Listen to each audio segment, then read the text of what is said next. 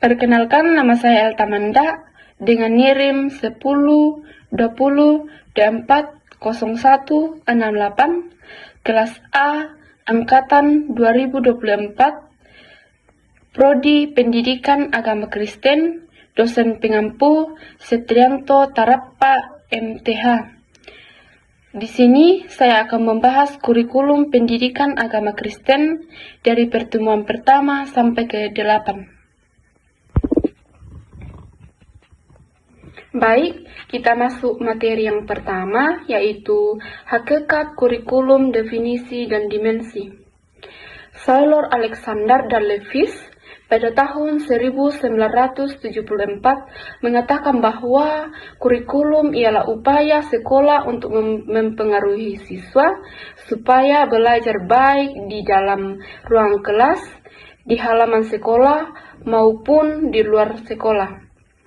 Dalam Undang-Undang Nomor 20 Tahun 2003 tentang Sistem Pendidikan Nasional, dikatakan bahwa kurikulum adalah seperangkat rencana dan pengetahuan mengenai isi dan bahan pelajaran serta cara yang digunakan sebagai pedoman penyelenggaraan satuan pendidikan yang bersangkutan dalam rangka upaya pencapaian nasional. Nah, isi adalah materi pembelajaran atau topik yang menjadi fokus dalam kurikulum atau pelajaran, dan bahan adalah media atau sarana yang digunakan untuk menyampaikan isi tersebut kepada siswa. Pendapat dari Randolph C. Militer menggantikan kurikulum PAK sebagai pengalaman isi pelajar di bawah bimbingan. Kurikulum pendidikan Kristen memandang Alkitab sebagai buku yang penting, dipukulkan sebagai pemberian ilahi seperti yang dituliskan Howard dan Raymond, yaitu Alkitab adalah sumber utama pembelajaran Kristen, norma atau standar pengajaran Kristen, dan alat-alat pelajaran Kristen. Nah, tujuan untuk menentukan orang-orang ke luar menuju kerajaan Allah di dalam Yesus Kristus. Baik, kita masuk ke materi yang kedua, yaitu hakikat kurikulum, tujuan, manfaat, dan desain. Nah, apa itu kurikulum? Kurikulum bisa dibilang kurir, yaitu artinya pelari, dan kurer artinya tempat terpacu. Sejumlah mata pelajaran atau bidang studi, mata kuliah yang harus dilulusi seseorang untuk mendapatkan ijazah atau pengger klasik. Nah, bahasa Belanda, Vakken, atau mata pelajaran, mata kuliah, bidang studi. Nah, pengertian kurikulum akan berbeda tergantung sadar pandangan seseorang. Kurikulum tidak hanya di sekolah, namun juga ada di mana-mana, seperti di keluarga, gereja. Adapun macam-macam kurikulum, yang pertama yaitu kurikulum sekuler, yaitu ditemui di sekolah. Yang kedua, kurikulum tersembunyi, adalah ditemui di mana-mana, di gereja atau di sekolah. Yang ketiga, kurikulum nol, sesuatu yang tidak direncana. Pakar pendidikan Kristen Campbell mengatakan kurikulum terdiri dari keseluruhan pengalaman yang didapatkan oleh peserta didik di bawah bimbingan pendidikan. Caswell Campbell, kurikulum yang terdiri dari keseluruhan pengalaman yang didapatkan dari pendidikan. Dan dari pandangan Maria Hasrid berpendapat bahwa kurikulum bukan hanya bahan atau materi, namun keseluruhan aspek kehidupan. Kurikulum, PAK, dan gereja, sesuatu yang didiskusikan oleh gereja dan komunitas iman. Adapun fungsi-fungsi kurikulum, yang pertama bagi guru sebagai pedoman dalam kegiatan belajar mengajar, yang kedua kepala sekolah pedoman dalam melakukan sesuatu dan pengawasan kepada guru. Yang ketiga orang tua atau pembimbing belajar anaknya di rumah atau pendampingan. Masyarakat pedoman untuk memberitakan bantuan bagi terlaksananya proses pendidikan di sekolah atau konflik. Yang keempat, siswa penyesuaian alat untuk mengarahkan PS untuk meminta sikap yang dapat menyelesaikan diri. Bagian B, integritas sebagai alat menghasilkan pribadi-pribadi yang utuh. Yang bagian C, definisiasi membutuhkan layanan terhadap perbedaan PS. Yang bagian D, mempersiapkan PS untuk melanjutkan studi ke jenjang berikutnya. Yang bagian E, pemilihan pembaikan kesempatan kepada PS untuk memilih program belajar sesuai dengan kemampuan dan minat. Yang bagian F, diagnostik, mengarahkan siswa untuk dapat menerima potensi dan kelemahannya. Kedudukan kurikulum dalam strategi dan landasan-landasan kurikulum. Yang pertama, kedudukan. Berikutnya, kunci dalam pendidikan. Berikutnya, sebagai keistimewaan, arah pedoman rambu-rambu, rencana, pegangan, sumber konsep-konsep, landasan tradisi.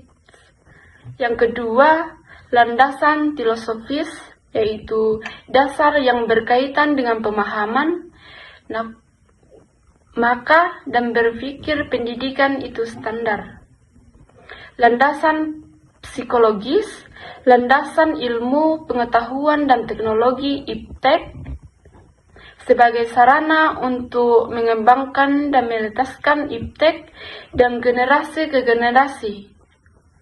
Yang berikut, kurikulum adalah sejumlah kegiatan yang menimbulkan pengalaman oleh peserta didik yang didapatkan sekolah, luas sekolah masyarakat untuk mencapai pendidikan. Baik, kita masuk materi yang ketiga, yaitu landasan fondasi kurikulum PAK. Kedudukan kurikulum dalam pendidikan dan landasan-landasan kurikulum. Sebuah perubahan tingkah laku yang diharapkan dari kurikulum Sisdinix untuk mencerdaskan kehidupan bangsa. Standar-standar nasional yaitu ada 6, yaitu isi, yang kedua proses, yang ketiga kompetensi, yang keempat guru dan tenaga pendidik, yang kelima sarana prasarana, yang kelima pembiayaan dana BOS, bantuan siswa miskin, bidik dan misi, yang keenam pengelolaan manajemen berbasis sekolah. Kedudukan kurikulum menjadi alat instrumen dan kuno dalam pendidikan nasional. Jikalau kurikulum menjadi alat, maka pembelajaran menjadi kegiatan. Kurikulum ada konsep yang merupakan praktik untuk mencapai tujuan pendidikan. Adapun landasan-landasan kurikulum, yang pertama yaitu landasan filsafat atau filosofis. Memiliki peranan penting dan pengembangan kurikulum berbagai aliran filsafat. Bagian A, perennialisme, menekankan pada keabadian, keindahan, lebih memanfaatkan pengetahuan daripada kegiatan sehari-hari. Karena ini, Masa lalu yang jelas dianggap absolut. Bagian B, esensialisme, menekankan pengetahuan dan keterampilan dan harus berdaya guna dalam masyarakat, namun jika berorientasi pada masa lalu. Bagian C, ekstramen, menekankan bagaimana kita mempersolatkan pengetahuan tentang hidup, makna untuk melakukan kehidupan seseorang dan diri sendiri. Nah, teologi dan filsafat beda atau sama?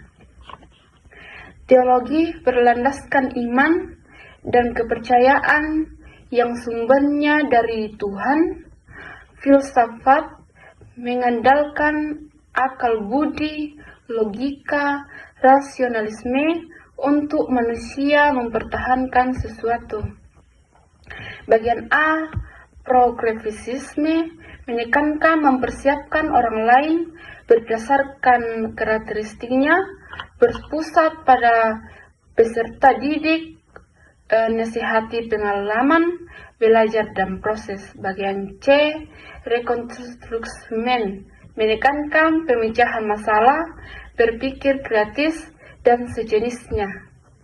Dalam kurikulum bisa saja menganut dua aliran filsafat. Yang pertama, landasan psikologis. Bagian A, psikologis perkembangan menurut nama Shodim Shivadmini. Bagian B, gaya belajar. Pada tahun 1997 terdapat dialog psikologi yang mendasari pengembangan kurikulum. Yang ketiga, landasan sosial budaya.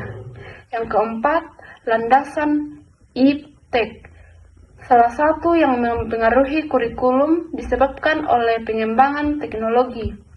Yang keempat, landasan yuridis, landasan kurikulum, landasan hukum, Pancasila, dan Undang-Undang Dasar pada tahun 1945. Adapun sudut pandang pendekatan dalam pengembangan kurikulum PAK. Yang pertama, beli contract approach, tes ke konteks. Alkitab sebagai dasar dan konten dalam penyusunan kurikulum. Yang kedua, pendekatan life approach, konteks atau teks. Didasarkan pada kebutuhan dan perkembangan anak berbasis tema-tema tentrikal yang dipakai di sekolah umum dan gereja atau raja PGO.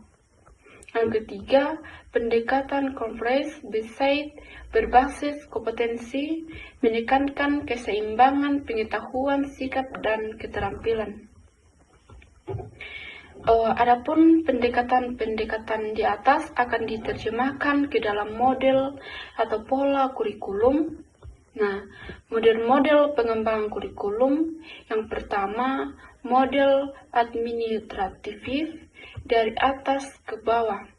Model yang paling kuno yang wawasannya semua di pusat, di mana guru tinggal melaksanakan pembelajaran sesuai konsep dari pusat.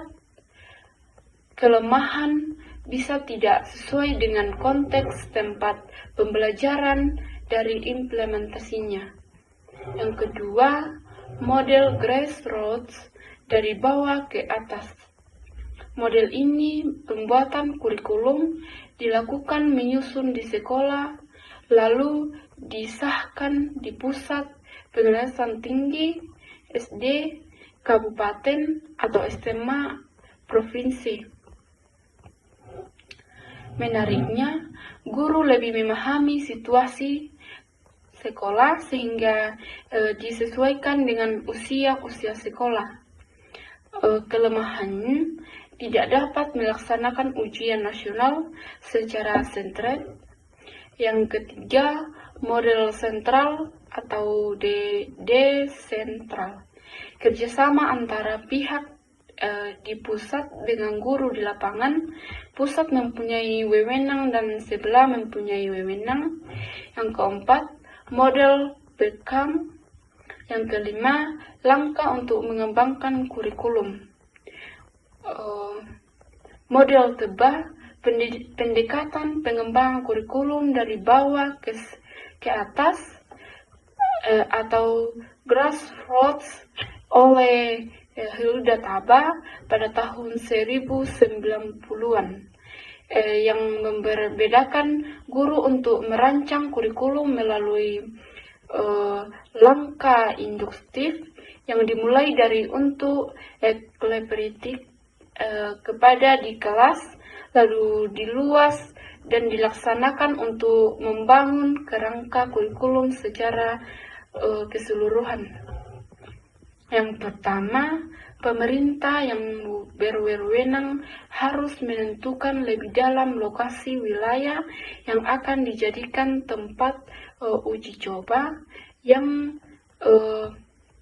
memiliki desa atau semi kota dan kota, sehingga dapat dilihat bahwa apakah kurikulum tersebut sesuai untuk seluruh sekolah di Indonesia atau negara tersebut.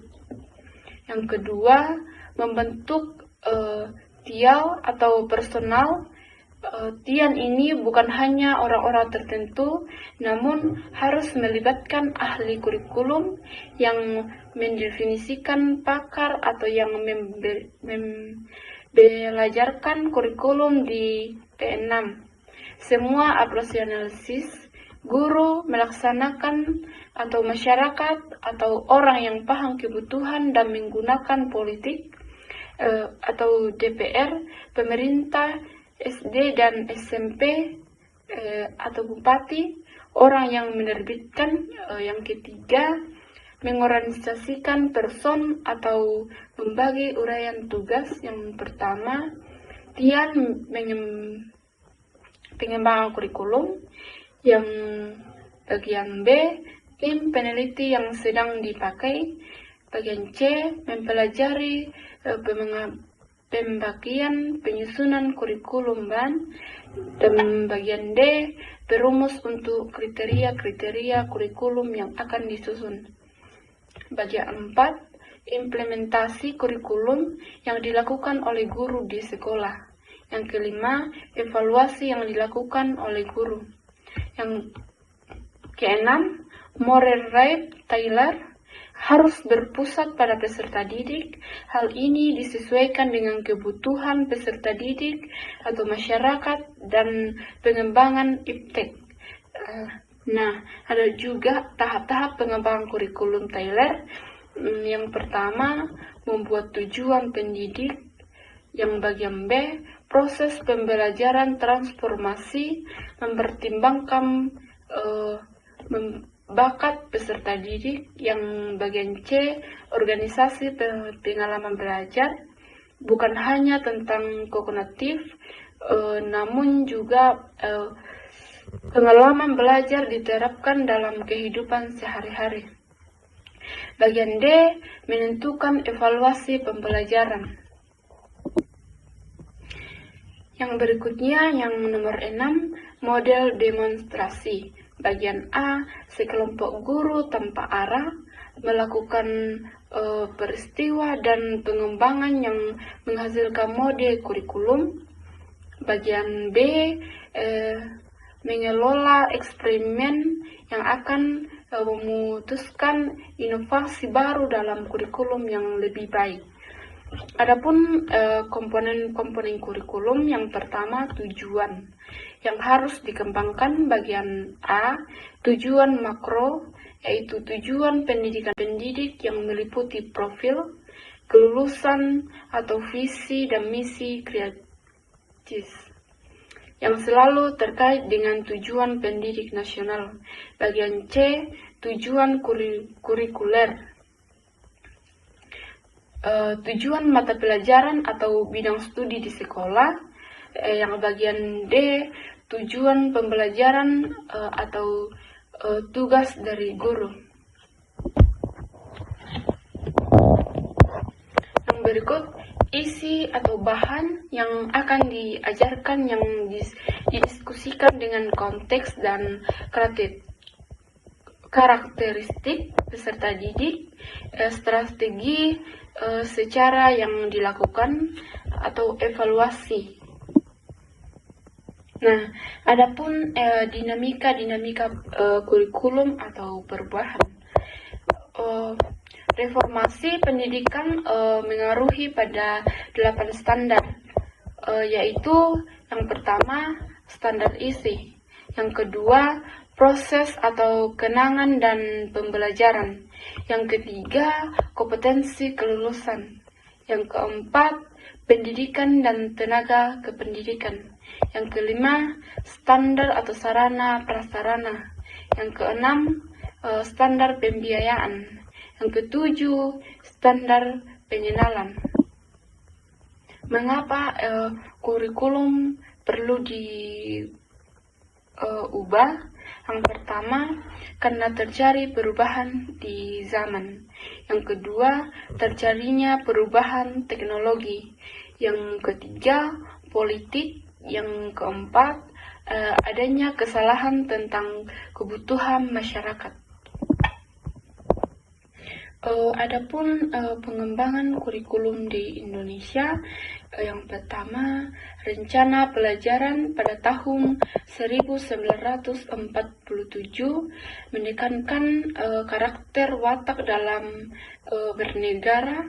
Yang kedua, rencana pendidikan SD pada tahun 1964, Pancawardhana atau Maran, kecerdasan emosional, keterampilan dan jasmani. Yang ketiga, kurikulum sekolah dasar pada tahun 1968. Yang keempat, kurikulum proyek atau Perastis Sekolah Pembangunan 1973. Yang kelima, kurikulum skala dasar 1975. Sudah ada tugas pembelajaran. Yang keenam, kurikulum 1984, guru belajar atau dengan siswa yang aktif. Adapun implementasi kurikulum PAK sekolah formal dalam bingkai kebijakan nasional. Alasan penyempurnaan kurikulum. Yang pertama, tantangan masa depan. Ada 8 bagian, yaitu yang pertama, globalisasi. Yang kedua, masalah lingkungan hidup. Yang ketiga, kemajuan teknologi. Yang keempat, konvergensi dan teknologi mengatarnya dan dengan teknologi. Yang kelima, ekonomis berbasis pengetahuan. Yang keenam, kebangkitan industri kreatif dan budaya. Yang ketujuh, penggesaran kekuatan ekonomi di dunia. Yang kedelapan, hasil TIMSS dan PISA. Indonesia berada paling bawah.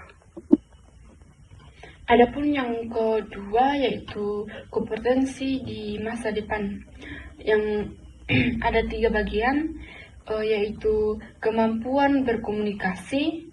Yang kedua, kemampuan berpikir jernih dan kritis. Yang ketiga, kemampuan mempertimbangkan segi moral suatu permasalahan. Yang berikutnya, yang ketiga, fenomensi negatif yang mengemukakan. Ada 6, yaitu yang pertama, perkelahian pelajar. Yang kedua, narkoba. Yang ketiga, korupsi. Yang keempat, plagiarisme. Yang kelima, kekurangan dalam ujian. Yang keenam, pembulian. Yang berikutnya, yang nomor 4, persepsi masyarakat. Ada 3 bagian, yaitu yaitu terlalu menitik beratkan pada aspek kognitif. Yang kedua, beban siswa terlalu berat. Yang ketiga, kurang bermuatan karakter. Adapun identitas kesenjangan kurikulum, kondisi saat ini dan konsep ideal. Yang pertama, kompetensi kelulusan. Sikap belum mencerminkan karakter mulia atau berkarir mulia. Yang kedua, keterampilan belum sesuai kebutuhan atau keterampilan yang relevan. Adapun kurikulum Merdeka Belajar adalah kurikulum yang dengan pembelajaran intrakurikuler yang beragam, di mana konten yang disajikan kepada siswa akan lebih optimal dengan tujuan agar PS dapat memiliki cukup waktu untuk mendalami konsep serta menyatakan kompetensi. Ada 3, yaitu intrakurikuler, ekstrakurikuler, dan co-kurikuler. Ketiganya ini memiliki prinsip kurikuler merdeka. Nah, adapun mendalami konsep pembelajaran yang telah ditetapkan, penguatan profil pelajar Pancasila. Adapun tujuan kurikulum Merdeka ada 6 bagian. Yang pertama yaitu membuat sekolah dan pemerintah daerah memiliki otoritas untuk mengelola sendiri pendidikan yang sesuai dengan kondisi daerah. Yang kedua, membentuk IDM yang berkualitas unggul dan berdaya sangat tinggi. Yang ketiga, menyiapkan bangsa untuk menghadapi tantangan global era revolusi. Yang keempat, menguatkan pendidik karakter melalui P3. Yang kelima, meningkatkan mata pendidikan di Indonesia secara keseluruhan. Yang keenam, berpusat pada siswa. Arah kurikulum produktif Merdeka yaitu ceristasi holistik,